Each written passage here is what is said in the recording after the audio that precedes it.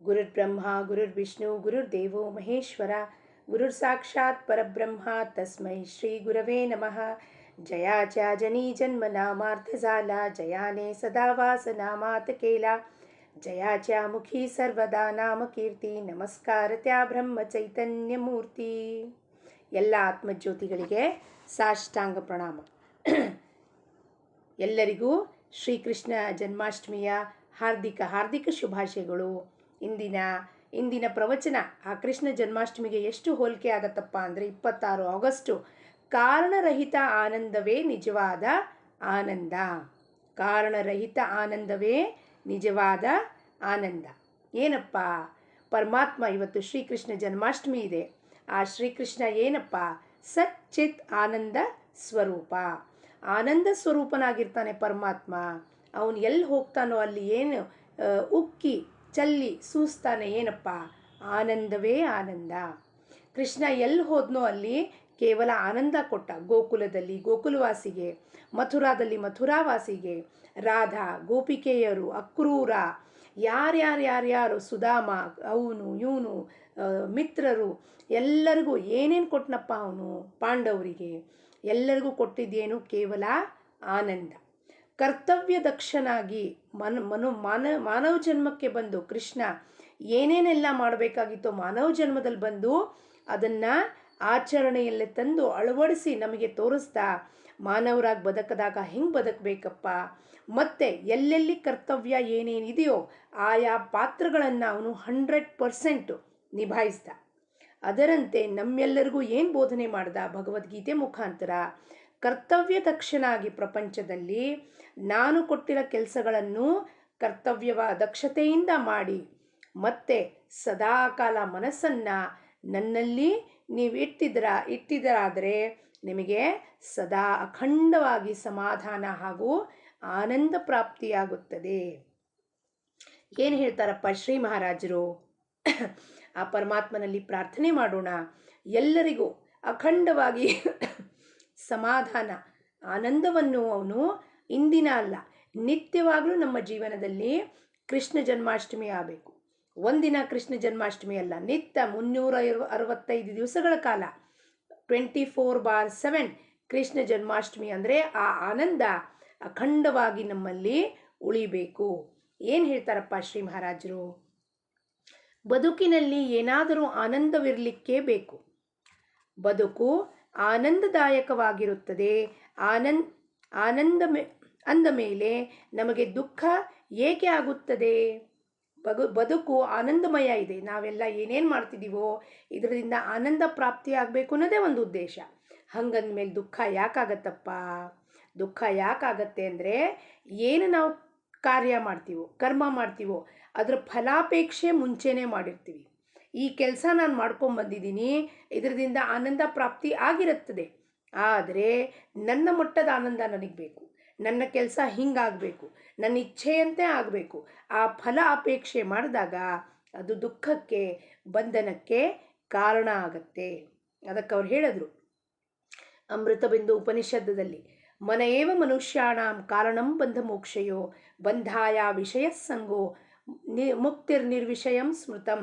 ನಿರ್ವಿಷಯ ಆಗಬೇಕು ನಮ್ಮ ಮನಸ್ಸು. ಇವೆಲ್ಲ ಈ ಆನಂದ ಪಡ್ಕೋಬೇಕು, ಇದು ಬೇಕು ಅದು ಬೇಕು ಅನ್ನೋದಕ್ಕೆ ದುಃಖ ಆಗ್ತಿದೆ. ಇಲ್ಲ ಅಂದರೆ ಆನಂದ ಯಾವಾಗಲೂ ಇರುವುದೇ. ಅದು ನಮ್ಮ ಸ್ಥಿತಿ, ನಿಜವಾದ ಸ್ಥಿತಿ.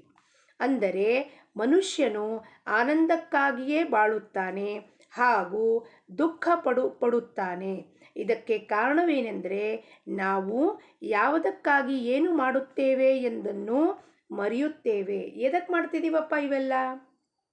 ಆನಂದಕ್ಕೆ. ಹಾಗಂದ್ರೆ ಆನಂದ ಭಂಗ ಆಗ್ತಿದೆ ಅಂದಮೇಲೆ ನಾವು ಎಲ್ಲಿ ತಪ್ತಾ ಇದ್ದೀವಿ ಆ ಹಾದಿಯಿಂದ ಆಚೆ ಬರಬೇಕು. ಮನುಷ್ಯನು ಆನಂದಕ್ಕಾಗಿ ಬದುಕಿರದೆ ವಸ್ತುವಿಗಾಗಿ ಬದುಕಿರುತ್ತಾನೆ. ವಸ್ತು ಅಂದರೆ ಕೇವಲ ಮನೆ ವಸ್ತುಗಳಲ್ಲ, ವಿಷಯ, ವಸ್ತು, ವ್ಯಕ್ತಿ, ಇದರ ಸಲುವಾಗಿ ಅವನು ಬದುಕಿರ್ತಾನವನು. ವಸ್ತುವು ಸತ್ಯವೆಲ್ಲ ಇರುವುದರಿಂದ ಅದರ ರೂಪವು ಅಶಾಶ್ವತವಾಗಿರುತ್ತದೆ. ಆದ್ದರಿಂದ ಅದರಿಂದ ಪ್ರಾಪ್ತಾಗುವ ಆನಂದವೂ ಕೂಡ ಅಶಾಶ್ವತವಾಗಿರುತ್ತದೆ. ಯಾವುದೇ ವಸ್ತು ನೀವು ಜಮಾ ಮಾಡಿರಿ, ಯಾರೇ ವ್ಯಕ್ತಿ ಹಿಂದೆ ಹೋಗ್ರಿ, ಯಾವುದೇ ವಿಷಯದಿಂದ ಹೋಗ್ರಿ, ಅದರ ರೂಪ ಹೆಂಗಿದೆಯಪ್ಪ? ಅಶಾಶ್ವತ. ಸ್ವಲ್ಪ ಹೊತ್ತಿಗೆ ಯಾರೋ ನಮ್ಮ ಮನೆಗೆ ಬರ್ತಾರೆ, ತಿಂಡಿ ಊಟ ಮಾಡ್ತೀವಿ, ಮಾತಾಡ್ತೀವಿ, ಅದಾದಮೇಲೆ ಅದು ಎಲ್ಲಿ ತನಕ ಆ ರೂಪ ಅಂದರೆ ಆ ಸಿಚುವೇಶನ್ನು ಎಲ್ಲಿ ತನಕ ಇದೆ ಅಲ್ಲಿ ತನಕ ನಗನಗ್ತಾ ಇರ್ತೀವಿ. ಅವ್ರು ಹೋದ್ಮೇಲೆ ನಗನಗ್ತಾ ಇರ್ತೀವಾ? ಇಲ್ಲ. ಆಯಿತು, ಅಂದರೆ ಅದರ ರೂಪ ಹೆಂಗಿದೆ? ಅಶಾಶ್ವತ.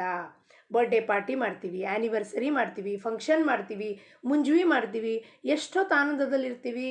ಆ ಕಾಲಖಂಡದಲ್ಲಿ ಕಾಲದ ಪರಿಮಿತಿದಲ್ಲಿ ಆನಂದ ಇರುತ್ತೆ. ಕಾಲದ ಪರಿಮಿತಿದಲ್ಲಿ ಆನಂದ ಏನಿದೆಯೋ ಅದು ಅಶಾಶ್ವತ. ಅದಕ್ಕೆ ನಮಗೆ ಅದರಿಂದ ಯಾವ ಚಿರಕಾಲ ಆನಂದ ಸಿಗುವುದಿಲ್ಲ. ಚಿರಕಾಲ ಆನಂದ ಸಿಗೋದು ಒಬ್ಬನ ಹತ್ರನೇ. ಯಾರಪ್ಪ ಅವನು? ಪರಮಾತ್ಮ.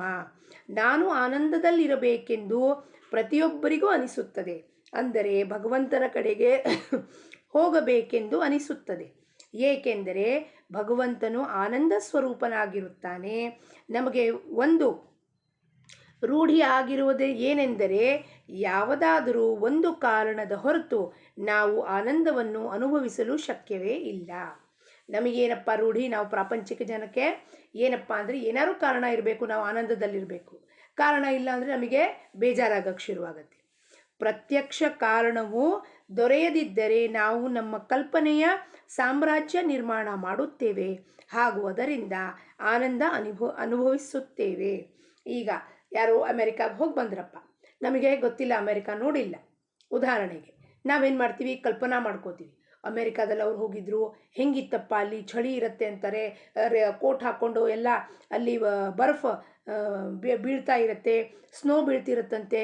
ಅದನ್ನೆಲ್ಲ ಕಲ್ಪನಾ ಮಾಡಿಕೊಂಡು ಕಲ್ಪನೆ ಸಾಮ್ರಾಜ್ಯದಲ್ಲಿ ಆನಂದ ಪಡಿತೀವಿ. ಅದು ಸ್ವಪ್ನ ನೋಡ್ದಂಗೆ.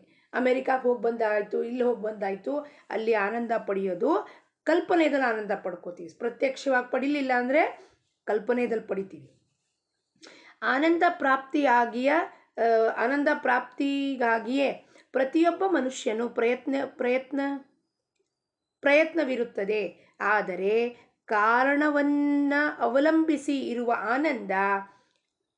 ಆ ಆನಂದದ ಮಾರ್ಗವು ದುಃಖದಲ್ಲಿಯೇ ಇರುತ್ತದೆ ಹಾಗೂ ಆ ಆನಂದಕ್ಕಾಗಿ ಮನುಷ್ಯನು ದುಃಖದಾಯಕ ಪ್ರಪಂಚದ ಆಶ್ರಯ ಹೊಂದುತ್ತಾನೆ. ಏನು ಹೇಳ್ತಾರಪ್ಪ ಶ್ರೀ ಮಹಾರಾಜರು? ಪ್ರತಿಯೊಬ್ಬ ಮನುಷ್ಯನು ಏನು ಪ್ರಯತ್ನ ಮಾಡ್ತಾನೆ? ಆನಂದ ಸಿಗಬೇಕು. ಆದರೆ ಕಾರಣ ಮೇಲೆ ಅವಲಂಬಿಸಿರುವ ಆನಂದ ಏನಿದೆಯಪ್ಪ? ದುಃಖಕ್ಕೆ ಈಡೇರಾಗತ್ತೆ. ಈ ಕಾರಣ, ನನ್ನ ಮಕ್ಕಳು ಬರ್ತಾರೆ, ನನ್ನ ಮಕ್ಕಳು ಬಂದಾಗ ನನಗೆ ಆನಂದ ಆಗತ್ತೆ, ಅವರೆಲ್ಲ ಅಮೆರಿಕಾದಲ್ಲಿ ಇರ್ತಿದ್ದಾರೆ, ಈಗ ಅವ್ರು ಬಂದಾಗ ನನಗೆ ಆನಂದ ಆಗತ್ತೆ, ಅದು ನನ್ನ ಭ್ರಮೆ. ಅವ್ರ ಆನಂದಕ್ಕೋಸ್ಕರ ಬಂದಿರ್ತಾರೆ. ಅವ್ರಿಗೆ ಒಂದು ತಿಂಗಳು ಅಲ್ಲಿ ಅಮೆರಿಕಾದಲ್ಲಿ ಇದ್ದಿದ್ದು ಬೇಸರ ಆಗಿರುತ್ತೆ, ಇಲ್ಲಿ ಬಂದು ಇಲ್ಲಿ ಒಂದು ತಿಂಗಳು ಎಲ್ಲರ ಜೊತೆ ಮಾತಾಡಿಕೊಂಡು ತಿಂದ್ಕೊಂಡು ಉಣ್ಕೊಂಡು, ಯಾಕೆಂದರೆ ಅವರಿಗೆಲ್ಲ ಅಡುಗೆ ಮಾಡ್ಲಿಕ್ಕೆ ಟೈಮ್ ಸಿಗೋದಿಲ್ಲ, ಇಲ್ಲಿ ಬಂದು ತಾಯಿ ಹತ್ರ ಊಟ ಮಾಡಿಬಿಟ್ಟು ಅವ್ರು ಪುನಃ ವಾಪಸ್ ಹೋಗ್ತಾರವ್ರು. ಆದರೆ ನಾನು ಅವರು ಬರೋದ್ರಿಂದ ನನಗೆ ಆನಂದ ಸಿಗತ್ತೆ ಅನ್ನೋದೇನಿದೆಯೋ ಭ್ರಮೆ, ಅದರಿಂದ ಏನಾಗತ್ತೆ? ದುಃಖಕ್ಕೆ ಈಡೇರಾಗತ್ತೆ. ಆದ್ದರಿಂದ ಯಾವುದೇ ಕಾರಣವಿಲ್ಲದ ಆನಂದವನ್ನು ಅನುಭವಿಸುವ ಅಭ್ಯಾಸ ಮಾಡಿಕೊಳ್ಳಬೇಕು. ಯಾವುದೇ ಕಾರಣ ಇರ್ಕೊಡೋದು ನಮ್ಮ ಆನಂದಕ್ಕೆ. ಅದು ಎಲ್ಲ ಅಭ್ಯಾಸ ಹೆಂಗೆ ಮಾಡಬೇಕಪ್ಪ? ಅಭ್ಯಾಸೇನ ತು ಕೌಂತೆಯ ವೈರಾಗ್ಯೇಣ ಚ ಗೃಹ್ಯತೆ. ಅಭ್ಯಾಸ ಹೆಂಗೆ ಮಾಡಬೇಕು? ಪರಮಾತ್ಮನ ಸತತ ನಾಮಸ್ಮರಣೆ, ಅವನ ಧ್ಯಾನ, ಅವನ ಕಥಾಶ್ರವಣ, ಅವನ ಲೀಲಾಶ್ರವಣ, ಸದ್ಗ್ರಂಥ ವಾಚನ, ಸದ್ಗ್ರಂಥ ಪಠಣ, ಪಾರಾಯಣಗಳು, ಸಪ್ತಾಹಗಳು, ಇದರಲ್ಲಿ ನನ್ನ ಮನಸ್ಸನ್ನು ತೊಡಗಿಸಿದರೆ ಆವಾಗ ನಾನು ಕಾರಣವಿಲ್ಲದ ಆನಂದವನ್ನು ಅನುಭವಿಸ್ತೀನಿ. ಕಾರಣದ ಹೊರತು ಆನಂದ ಹೊಂದುವುದಕ್ಕಾಗಿ ನಾವು ಸುಮ್ಮನೆ ಕೂಡಲು ಕಲಿಯಬೇಕು. ಸುಮ್ಮನೆ ಕೂಡೋದು ಕಲಿಯಬೇಕು ಅಂದರೆ ಏನಪ್ಪ? ನಮ್ಮ ಗುರುಗಳು ಹೇಳ್ತಿದ್ರು, ಸುಮ್ಮನೆ ಕೂಡು, ನೀನು ಏನೂ ಮಾಡಬೇಡ, ಸುಮ್ಮನೆ ಕೂಡು ಅಂದರೆ ಏನಪ್ಪ? ಬಾಹ್ಯವಾಗಲ್ಲ. ಈ ದೇಹದ ದೇಹ ಕ್ರಿಯಾ ಮಾಡ್ತಾನೇ ಇರುತ್ತೆ. ಅದು ಜನ್ಮಕ್ಕೆ ಬಂದ ಮೇಲೆ ಸಾಯೋ ತನಕ ದೇಹ ಕ್ರಿಯಾ ಮಾಡ್ತಾನೇ ಇರುತ್ತೆ. ಇಲ್ಲಿ ಸುಮ್ಮನೆ ಕೂಡೋದು ಅಂದರೆ ಏನು? ಮನೋವ್ಯಾಪಾರ ನಿಲ್ಲಿಸುವುದು. ಮನಸ್ಸಿಂದ ವಿಚಾರ ಮಾಡೋದು, ಮನಸ್ಸಿಂದ ಸಾಮ್ರಾಜ್ಯದಲ್ಲಿ ಕಲ್ಪನೆ ಮಾಡ್ಕೊಳ್ಳೋದು, ಅದನ್ನು ದುಃಖ ಪಡೋದು, ಆನಂದ ಪಡೋದು, ಇವೆರಡೂ ಇರಕೂಡದು. ಅದಕ್ಕೆ ಮನೋವ್ಯಾಪಾರವನ್ನು ನಿಲ್ಲಿಸಬೇಕು. ನಮನ ಮಾಡಬೇಕು. ಮನಸ್ಸನ್ನು ನಾ ತೆಗೆದುಹಾಕಬೇಕು, ಮನಸ್ಸನ್ನು ತೆಗೆದುಹಾಕಬೇಕು. ಅದನ್ನು ತೆಗೆದುಹಾಕಬೇಕು ಅಂದರೆ ನಾನು ಯಾರು ಆ ಪರಮಾತ್ಮ ಇದ್ದಾನೋ, ಪರಬ್ರಹ್ಮ ಇದ್ದಾನೋ ಅವನ ಆಶ್ರಯದಲ್ಲೇ ಪುನಃ ಹೋಗಬೇಕು.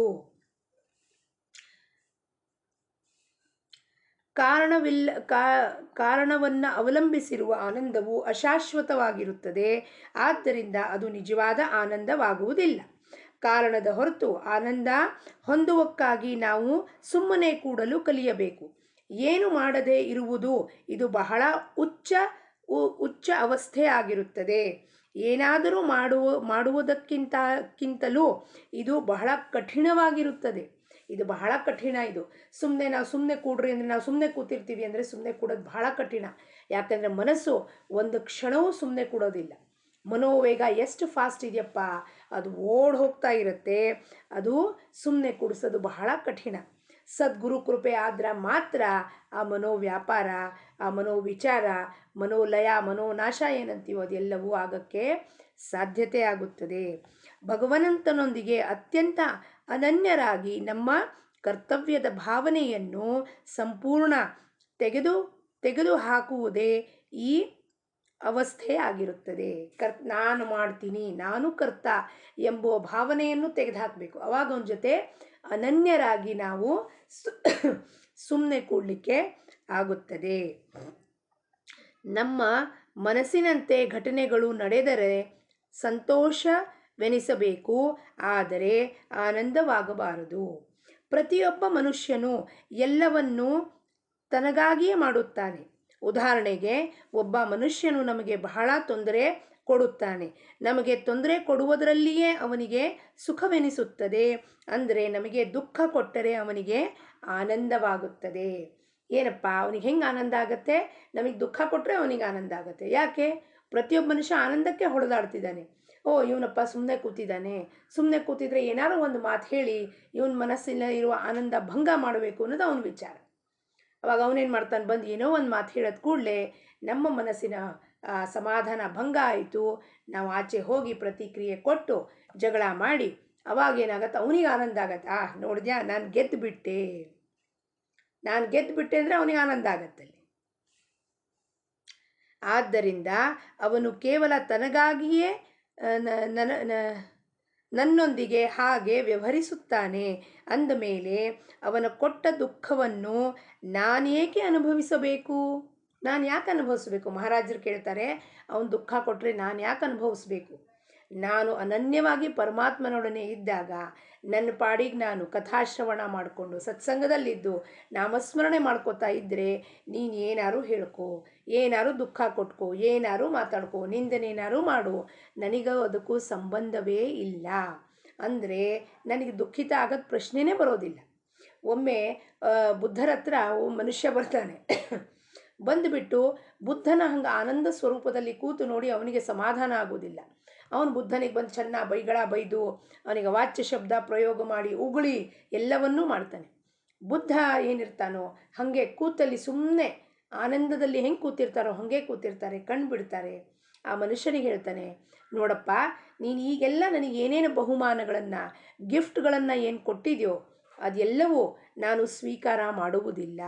ನಿನ್ನ ಗಿಫ್ಟನ್ನು ನಿನಗೆ ಪುನಃ ಕೊಡ್ತೀನಿ ಅಂದಾಗ ನಮಗೆ ಆಗ್ತಿರೋ ಆನಂದ ಹೆಂಗೆ ಭಂಗ ಆಗತ್ತಪ್ಪ? ಮನುಷ್ಯನಿಗೆ ಹೆಂಗೆ ಅನಿಸಿರ್ಬೇಕು? ಆ ರೀತಿಯಲ್ಲಿ ಯಾವುದಾರೇ ಮನುಷ್ಯ ಬಂದು ನಮಗೆ ಆ ದುಃಖವನ್ನು ಕೊಟ್ಟಾಗ, ನಿಂದನೆ ಮಾಡಿದಾಗ ನಾನು ಇದನ್ನು ಅಸ್ವೀಕಾರ ಮಾಡ್ತೀನಿ, ಪುನಃ ಅದು ನೀವೇ ವಾಪಸ್ ನಿಮ್ಮ ಹತ್ರ ತಗೊಳ್ಳಿ ಅಂದಾಗ ನಮ್ಮ ಮನಸ್ಸಿನ ಸಮಾಧಾನ ಭಂಗ ಆಗುವುದಿಲ್ಲ. ಹೀಗೆ ನಾವು ವ್ಯವಹರಿಸಬೇಕು. ನಿನ್ನೆ ಆದದ್ದರ ಬಗ್ಗೆ ದುಃಖ ಪಡಬಾರದು, ನಾಳೆ ಆಗುವುದರ ಚಿಂತೆ ಮಾಡಬಾರದು. ಇಂದು ಮಾತ್ರ ಆನಂದದಲ್ಲಿ ನಮ್ಮ ಕರ್ತವ್ಯವನ್ನು ಮಾಡಬೇಕು ಹಾಗೂ ಭಗವಂತನ ಅನುಸಂಧಾನದಲ್ಲಿರಬೇಕು. ಇದರಲ್ಲಿಯೇ ಎಲ್ಲವೂ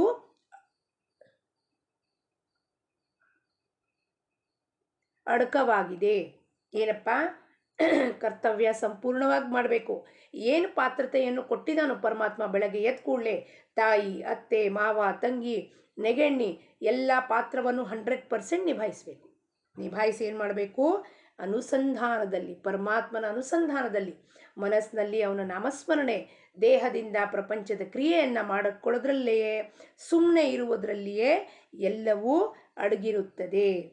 ಇಂದಿನ ಬೋಧವಚನ, ಭಗವಂತನ ಪ್ರಾಪ್ತಿಯಾಗಬೇಕೆಂದು ಅನಿಸುವುದರಲ್ಲಿಯೇ ಜನ್ಮದ ಸಾರ್ಥಕತೆ ಇರುತ್ತದೆ. ಭಗವಂತನ ಪ್ರಾಪ್ತಿಯಾಗಬೇಕು ಅನಿಸುವುದರಲ್ಲಿಯೇ ಜನ್ಮದ ಸಾರ್ಥಕತೆ ಇರುತ್ತದೆ. ನನಗೆ ಭಗವಂತನ ಪ್ರಾಪ್ತಿ ಆಗಬೇಕಪ್ಪ ಅಂತ ಒಮ್ಮೆ ಮನಸ್ಸಿಗೆ ತಳಮಳ ಹತ್ತತೋ, ಅವಾಗೇನಾಗತ್ತೆ, ಅದರಲ್ಲಿ ನಮ್ಮ ಜನ್ಮದ ಸಾರ್ಥಕತೆ ಹೆಂಗಾಗತ್ತೆ? ಪರಮಾತ್ಮ ಆ ರೀತಿಯಲ್ಲಿ ನಮ್ಮನ್ನು ಕರ್ಕೊಂಡು ಹೋಗೋಕೆ ಶುರು ಮಾಡ್ತಾನೆ. ಆನಂದ ಸಮಾಧಾನವನ್ನು ದೊರಕಿಸ್ಕೊಡ್ತಾನೆ. ಪ್ರಯತ್ನ ನಾವು ಮಾಡಲೇಬೇಕು. ಜಾನಕಿ ಜೀವನ ಸ್ಮರಣ. ಜಯ ಜಯ ರಾಮ್.